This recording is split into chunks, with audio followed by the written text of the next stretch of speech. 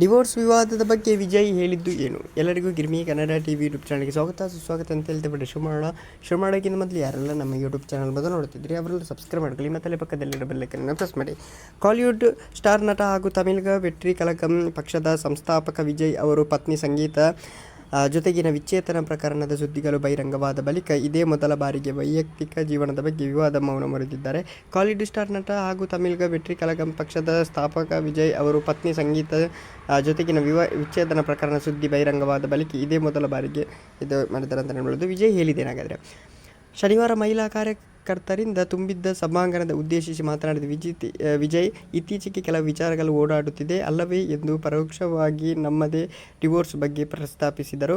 ನೀವೆಲ್ಲರೂ ಆ ಆರೋಪಗಳ ವಿರುದ್ಧ ಹೋರಾಡುತ್ತಾ ನೋವು ಅನುಭವಿಸುವುದನ್ನು ನಾನು ನೋಡುತ್ತಿದ್ದೇನೆ. ನಿಮಗೆ ನೋವಾಗುವುದನ್ನು ಕಂಡು ನನಗೆ ಬೇಸರವಾಗುತ್ತಿದೆ. ಅದನ್ನೆಲ್ಲ ನಾನು ನೋಡಿಕೊಳ್ಳುತ್ತೇನೆ. ನಾವು ಜನರ ಸಮಸ್ಯೆಗಳತ್ತ ಗಮನ ಹರಿಸೋಣ. ಆ ವಿಚಾರದ ಬಗ್ಗೆ ತಲೆಕೆಡಿಸಿಕೊಳ್ಳಬೇಡಿ. ಅದು ತಲೆಕೆಡಿಸಿಕೊಳ್ಳುವಂತಹ ವಿಷಯವಲ್ಲ.